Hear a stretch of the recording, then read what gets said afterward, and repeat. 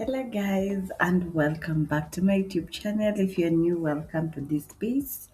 My name is Charity Wanyonyi. Today, I'm wearing my nutritionist hat and mental health advocate, and today, we're going to have an episode on my Food for Thought series. This is a series where I talk about the relationship between nutrition and mental health. And the month of June, has been all about media reflection, recalibration, alignment.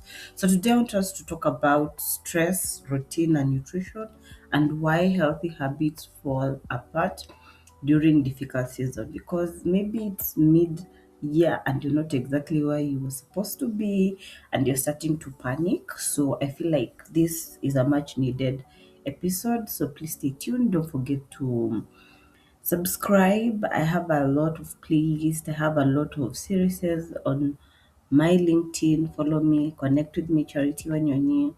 Also on my other social media platform, Facebook, LinkedIn, TikTok at Charity Safe Haven, where I share a lot.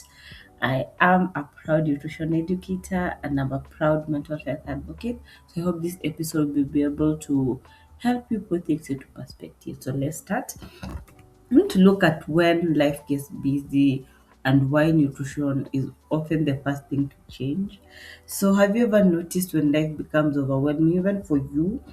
Our eating habits, our nutrition habits often are the first to be affected, to change. You'll find that you don't eat as much as you used to, or you eat as much as didn't used to eat. So the meal planning becomes inconsistent. You start skipping meals, you don't eat at the usual times you usually eat. You find that you either eat very few times in a day or you eat late into the night. And you start relying on convenient foods. Those are fast food that bring you comfort. And then somewhere along the line, you begin to feel guilty about it. Go to the playlist I've labeled Food for Thought. Go look at the guilt, food guilt. I talk at length about what food guilt and food shame is. So many people interpret these changes as lack of discipline, but what if the issue isn't discipline? What if the issue is that life is more demanding and your routine cannot take that demand or that change that is happening in your life? So, today's conversation, I want us to have an understanding of why this relationship can reduce the unnecessary self blame. So please stay tuned. I want us to enjoy this episode. I'll try my best not to make it more technical than it's supposed to so that we can come along. And also, it's not going to be long, I promise. Yeah. We're going to look at why stress affects our eating behaviors. Do I define for you guys what stress is? Let me just leave it on your screen. Yeah. So stress, I'm not talking about feeling worried. Um, Stress affects the body, the brain, the attention, the decision making, energy levels, and behavior. So it has a lot of psychological and physiological responses in our body or from our bodies. So when your mind is occupied by, let's say, deadlines, caregiving responsibilities, financial concerns, yes, career uncertainty, or maybe starting a new career or a new job, emotional challenges, your brain begins to prioritize immediate demand, and nutrition can quietly move down the priority list. Not because it no longer matters, and nutrition really matters, but because your mental bandwidth is being used somewhere else to meet those demands I have mentioned. So this is one of the reasons why behavior changes during stressful period are often much more understandable than we give ourselves credit for. And when you're under pressure, guys, I promise your decision making capacity goes down. Like for me, when I'm doing a lot of things and I feel stressed, I become crippled with anxiety. I think I'll talk about what crippling anxiety is. I used to have a podcast.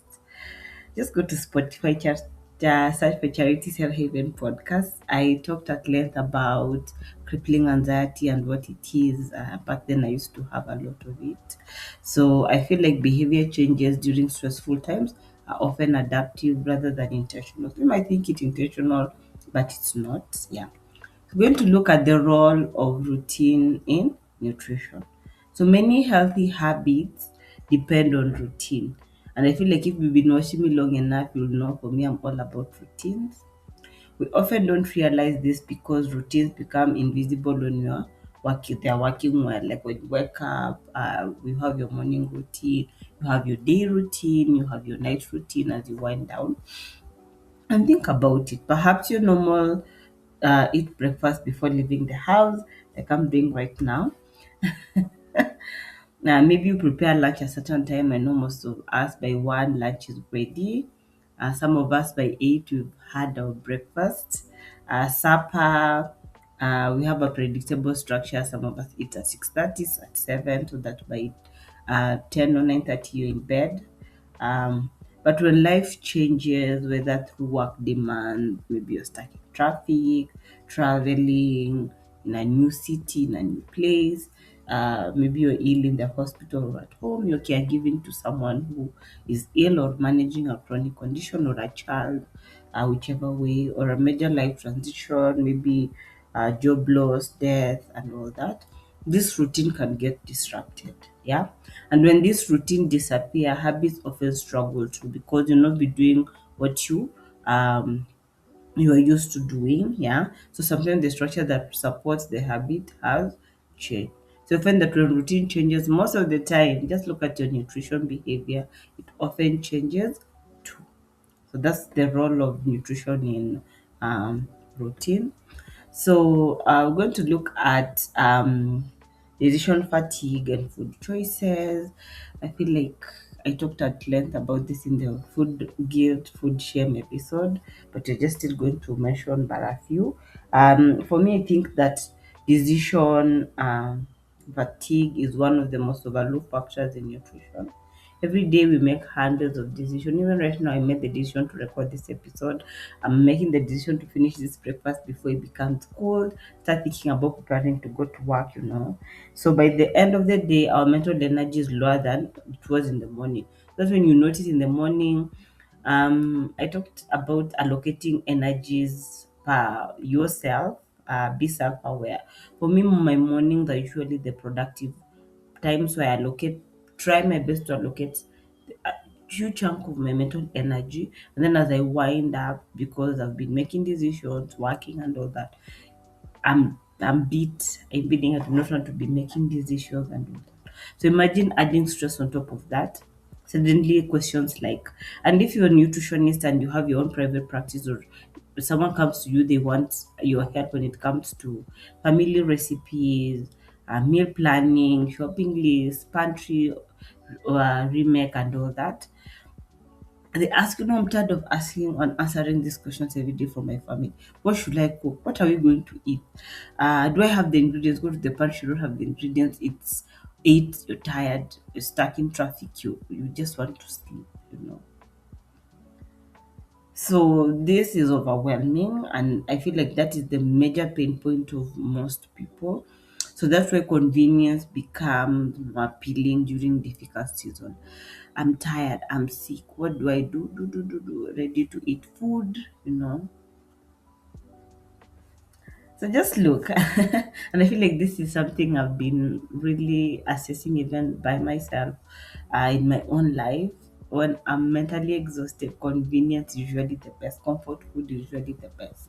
So the available mental resources frequently influence our food choices. So decision fatigue affects behavior more than people actually realize. Yeah, just think about it. Think about it and leave it in the comment section if you've ever experienced decision fatigue and how it affects your food choices throughout the day, throughout the week, throughout the month. Yeah. So we're going to look at skipping meals during stressful times. I talked about emotional eating too, so go find that episode and watch it. Another this is a common and intentional um, habit or pattern people start to make when they're stressed. when you're anxious, when you're fatigued, when everything is just not going right in your life. And I feel like it happens more often than people realize. Some people become more focused on work, they forget to eat. Have you ever been with someone who forgets to eat? You have to keep on reminding them, you have to eat. So when you're too stressed, sometimes it can reduce your awareness to hunger cues. I will leave in the screen what hunger cues are, fullness cues, um, worried more on the cues. Um, a busy schedule may delay eating opportunities, maybe in a meeting from morning to evening. All you've just had, maybe it's one boiled egg and tea, or you've just had a sip of water. And um, when you start to um, under fuel, and that is not eating enough, it starts to affect your concentration, your energy level, your mood, your patience, your productivity. And people overlook how fueling yourself is very, very important in your day-to-day activities. So you'll find that during this stressful season, nourishment become more important and not less. And that is when people not nourish themselves. I don't know if you see the conundrum there. So consistent nourishment remains important during stressful season. And during stressful season is when people are not nourishing themselves well. So I feel like that is an opportunity gap for anyone who is thinking about getting into helping busy professionals in the wellness space. This is, I think I would leave what I've said because I've also confused myself. Yeah. So consistent nourishment remains important during stressful season, but during stressful season is when people are not nourishing themselves very well. Yeah. I hope nimeitengeneza ikatokea vizuri. So we're going to look at comfort eating, and for me, I feel like it's not a character flaw. I'm not enabling comfort eating and don't make it a binge. Um, for me, comfort eating um, often serves an emotional purpose for me, because when people hear about comfort eating, it carries a lot of shame. Look at that episode about food shame. And for me, food provide comfort. Like when I'm feeling sad, I comfort eat, pleasure when I make a nice food. I feel pleasure from enjoying my food, and a sense of familiarity, especially when my mom is around and she makes her signature meal, and or when I try and remake her signature meal. It brings a sense of familiarity to me during a specific time point in my childhood when she used to make.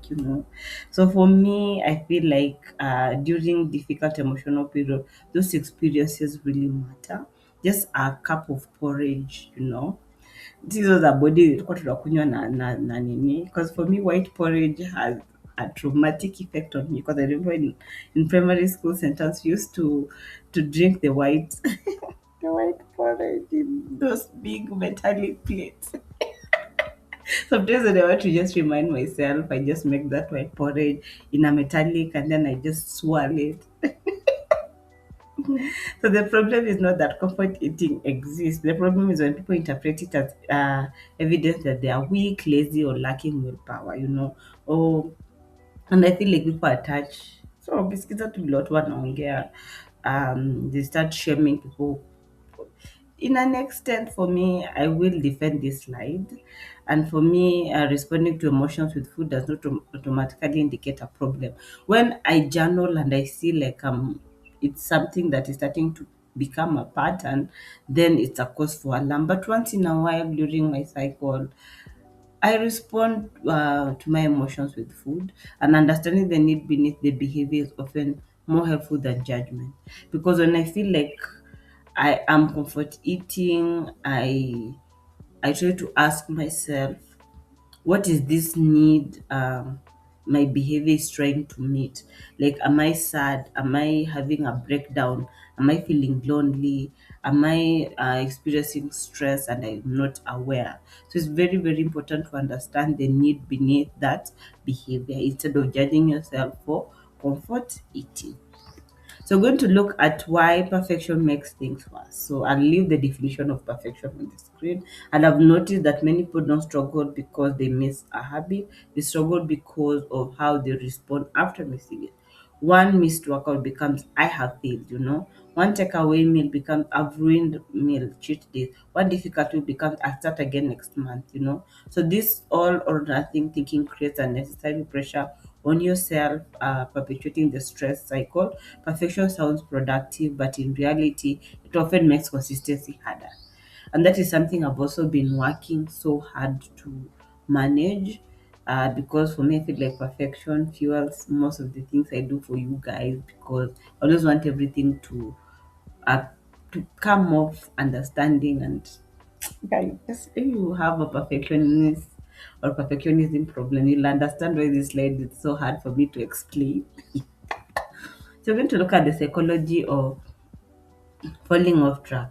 I've never been a fan of this phrase. I've fallen off track, or I've done this, I've done that, fallen off the wagon, because it suggests that all the progress I have made or you have made has magically disappeared. And that is rarely true. Behavior change is not linear, guys.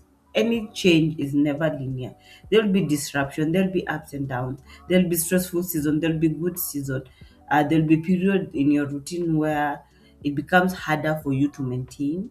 And what matters is not avoiding the disruption. What matters is learning how to return. You remember last episode, you return back to where you started, or if you've already started, go back to a point where you started feeling like you're falling off track and then pick up from there. So temporal inconsistency does not erase the previous effort. If you started working out at the beginning of the year and then along the year ikashinda kiasi, go back.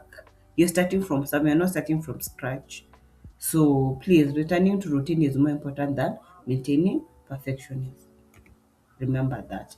So rebuilding a habits after a difficult season. So when people try to rebuild habits, they often attempt to return to their best versions immediately. But sustainable rebuilding usually starts smaller than that. So begin with small manageable action, minimum viable action, yeah. Rebuild routine should match current capacity. Instead of how do I get everything, but ask what the smaller habit I can restart today, Maybe eating breakfast consistently at a specific time, drinking more water. If you've been drinking 1 liter, you can add up 500 ml as you continue going up until it matches your body weight. Prepare one balanced meal. Small action often rebuild momentum more effectively than those dramatic changes. So you have to know that simple habits are easier to maintain during transition, and then sustainable progress developed through repetition.